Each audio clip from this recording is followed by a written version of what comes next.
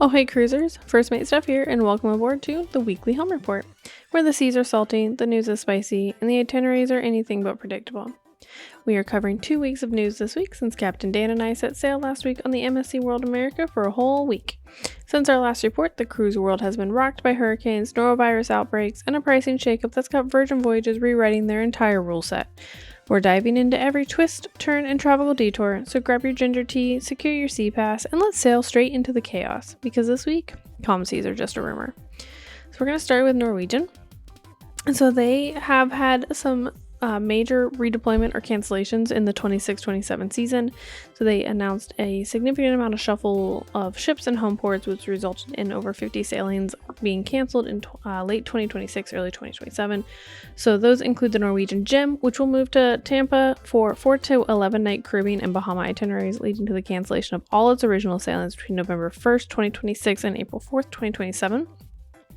The Norwegian Dawn will move to Jacksonville for short Bahama sailings, with all original cruises canceled between November 1st, 2026 and March 28th, 2027.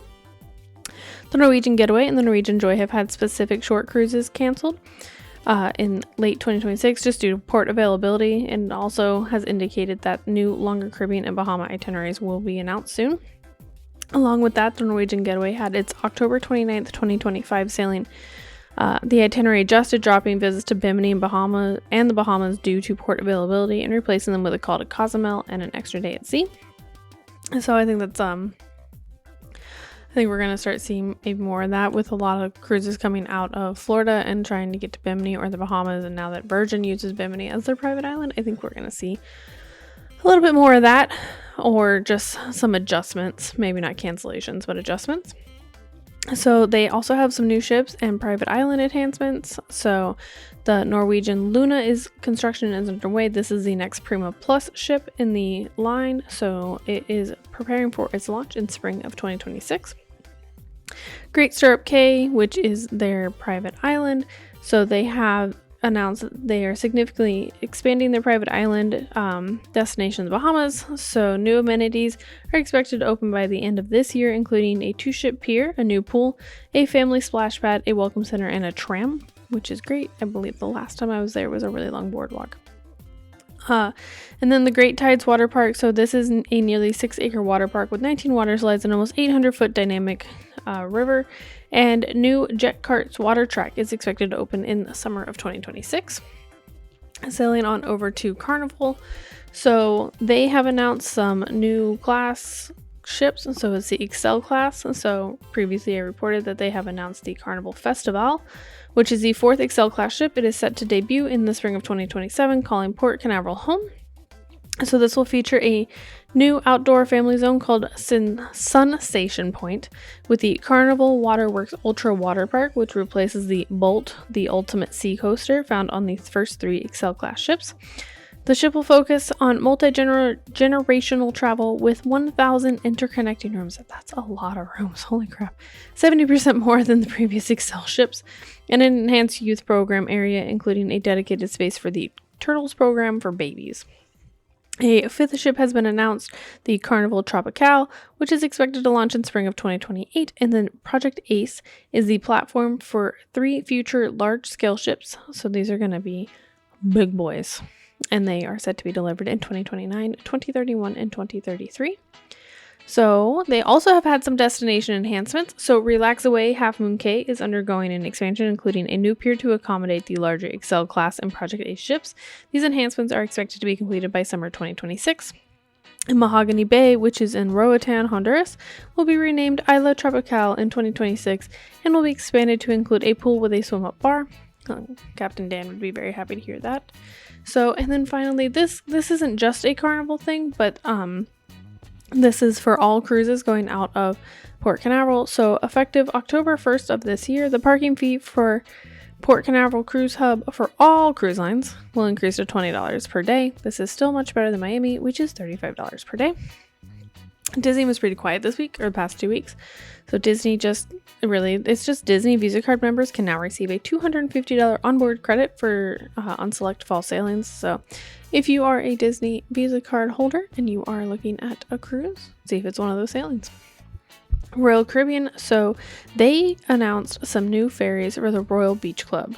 So Royal Caribbean unveiled vibrant ferries that will service guests for the upcoming Royal Beach Club Paradise Island in the Bahamas. So it'll ferry you from, I believe it was Nassau, over to their little island. So they're very bright, they're very pretty. I saw some pictures on the internet this week. Details were provided this week for the upcoming Royal Amplified Transformations planned for 2026. So the Ovation of the Seas is their Alaskan adventure starting in the spring of 2026 will include a revamped pool deck, new nightlife at Sound Cellar, and a new international cuisine. The Harmony of the Seas will get a mini season from Barcelona in May 2026, and then full time for Port Canaveral in August, featuring an expanded casino. Just what I need. More ways to spend money. And then the Liberty of the Seas will be sailing from Southampton in England in the summer of 2026 after its makeover, which will include the Perfect Storm water slides. So much like the rest of the cruise lines, there were itinerary changes this week for all of them because of Hurricane Umberto and then Tropical Storm Imelda, I think was the name. I don't know. It almost got us on our cruise. So they had some changes, so multiple ships itineraries in the Caribbean and the Bahamas were altered in late September to avoid Hurricane Umberto and other tropical weather systems. And then the big one for them, again, I hate to say again, but it seems like it happens to them a lot. So there was another norovirus outbreak on the Serenade of the Seas towards the end of its one-way passage from San Diego to Miami. So there was 94 passengers and 4 crew members that fell ill with norovirus. If you've never had it, it sucks. It just sucks. It's very common on cruise ships because people are gross and they don't wash their hands. So, and then everybody's touching everything, and you see it a lot with the buffets because people are picking up the spoons and then they're picking up forks and they're putting stuff in their mouth, or they're grabbing that croissant and putting the croissant right in their mouth. So please, please, please, before you go into a buffet anywhere, when you're on a cruise ship, there are hand sanitizer stations everywhere. Use them. I can't tell you how many times I washed my hands or hand sanitized my hands this past week while we were in the World America because I can't get sick right now. So speaking of the World America, so MSC, they have launched a bold new initiative to filter seawater into mineral-enriched drinking water. So this debuted on the MSC World Europa and is rolling out fleet-wide. This eliminates over 244,000 plastic bottles per month. Water will be served in reusable glass bottles with refill stations and branded flasks available. It'll be available in still and sparkling, and it is included in your beverage package. And I think that's really cool. I know that on our World America cruise, we were getting water. It was in water bottles called Roxanne water. And, but when we went to Italy, which is their specialty Italian restaurant, they had Aquapanna, that's really good water, and it's in glass water. It's in glass bottles. And I always prefer things that can be recycled. So we tried to get more of that, but they said they only served it in the specialty restaurants. And then the Guinness World Records entertainment expands fleet-wide. So if you haven't been on an MSC cruise, then you wouldn't know that MSC will always have things where you are able to try and break a world record. So they have a bunch of record-breaking challenges, trivia, and live shows on their ships. So this is coming out, and it is being just brought onto all their ships fleet-wide. So I think that's pretty great. And then the big one for this week, Virgin. So Virgin rolled out, they're ditching their one-size-fits-all fare, if you will, and they're introducing a new pricing tier for Sea Terrace and below. So this isn't going to include anything with the Rockstar or the Mega Rockstar suites, but there will be 3 tiers now. So there will be the base tier, lowest price, non-refundable, basic Wi-Fi, dining options 15 days prior. So it's very basic. It's their lock-it-in rates, their red hot rates, whatever you want to call it. That is what it's going to be. They're essentials. So this is going to be your classic Wi-Fi, 45 days dining window. So that means 45 days out from sailing, you'll be able to book your dining. You can book your dining when you get on board. So that's not a whole lot. Name and cabin changes allowed for sailors. So sailors 2 to 4. So if you have 2 people in a room, you are allowed to change the names of one of the sailors. If you try and change 2, then you're just changing the entire itinerary. And I'm not sure if they're going to let you get away with it. Right now, you can change it completely, but it kind of seems like they're getting away with that. And then premium, so this is going to be premium Wi-Fi, 60-day dining window, $15 a night bar tab, and priority support. So I have to do more research on this because it came out while we were on our cruise, so I didn't get a chance to do much research on it. There's also a lot of talk because now their gratuities are always included, and now you're paying the gratuities. With that being said, they're just now separating it out because, and from what they say, their pricing model isn't changing in this, and so they want to make sure that people understand that their employees are paid well.